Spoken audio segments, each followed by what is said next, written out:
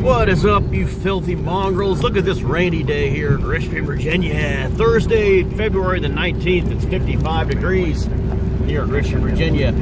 At the beach area, it is 37.6 degrees in the water. Anyone doing a head dunk today? The record low, 34.2 in 2015. Record high for February 19th was back in 2023. It was 48.6 degrees that day. Oh my gosh. No wonder that was our earliest beach trip year ever.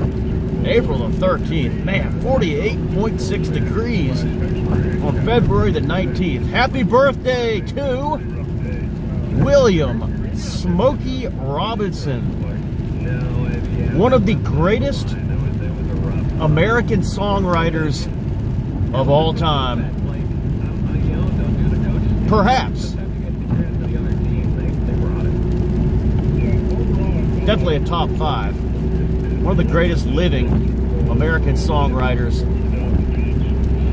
in history. Smokey Robinson, 86 years old today. Happy birthday to one of the great pitchers of his era, Dave Stewart. Is 72 today. He won 20 games 4 years in a row, and he was the 1989 Earthquake Series World Series Most Valuable Player for the Oakland Athletics. The great Dave Stewart. Also got a ring with the 1993 Blue Jays. It is the 67th birthday of NFL Commissioner Roger Goodell. And then one of my favorites turned 60 today. Justine Bateman of Family Ties. Happy birthday. We have an NFL birthday today. Besides Goodell, a Hall of Famer, Dwight Freeney of Canton, Ohio, 46 years old today. Happy birthday to Dwight Freeney, the great of Dewey's Colts. And we also have a death in the NFL. Man, what a week for the Grim Reaper. This is a pretty big one. Steel Curtain has lost a member. 70 Steel Curtain. The great Mike Wagner, safety, 11th round pick out of Western Illinois. That is the Leathernecks. And he was a 2-time Pro Bowler, 36 career interceptions, 4 Super Bowl rings, and he had 5 postseason interceptions, tied with teammate Jack Ham for most in team history. Rest in peace, Mike Wagner, passing away at the age of 76. Last night's feature presentation, this one picked by the Cobra, and the Shockinator picks a good one. Friday the 13th, Part 5, A New Beginning, 1985. We just saw Part 4 less than a week ago, which is the first of the Tommy Jarvis trilogy of Friday the 13th. So good to get Part 5 in on the heels of Part 4. This one directed by Danny Steinman, who did Porn before this. You can really tell by the direction of this.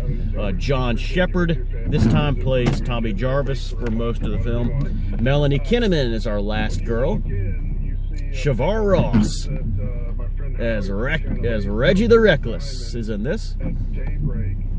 We have a couple of actors who were in Return of the Living Dead, 1985, the same, or 1984, around the same time. Mark Venturini, who was Suicide in Return of the Living Dead, is in this.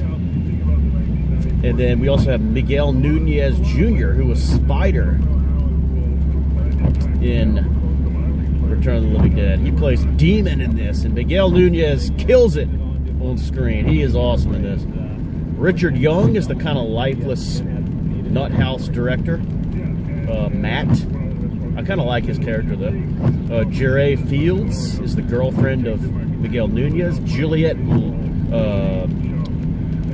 Cummins, one of the most underrated in the Friday the 13th history, as the redhead Robin. She's really good in this. She was in Slumber Party Massacre 2. Okay, we also have Tiffany Helm as Violet. She does the dance to the pseudo Echo song His Eyes before her death. So she's good in this. We also have Ethel and Junior, the redneck, to say the least, couple that live, or mother and son who live on a farm nearby the Nut House. Ethel's played by Carol Locatell, recently passed away, and then Ron Sloan plays Junior. We also have Debbie Sue Voorhees as Tina. And then Marco St. John as Sheriff Tucker. I think he's a pretty good character. I like Sheriff Tucker in this. Dick Wyand is Roy, the fake Jason, the Jason wannabe killer.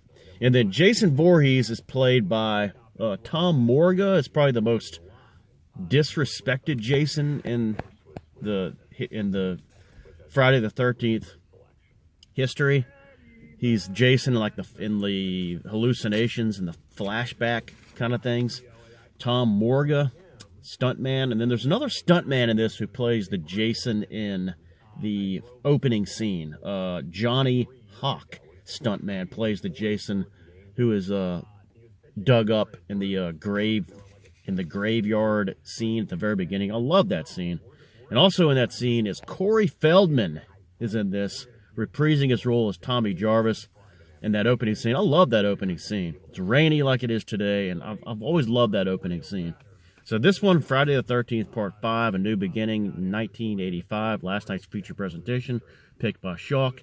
This one is kind of an acquired taste. It's not a favorite among the fans. It's the fake Jason one, but I would have liked this a lot better, and I just thought of this morning.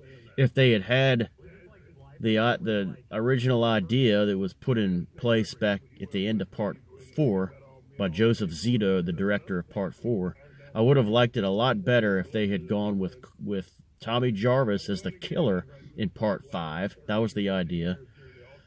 And then in Part 6, have him break out of an insane asylum or a prison and just have the same opening where he goes and resurrects the real Jason.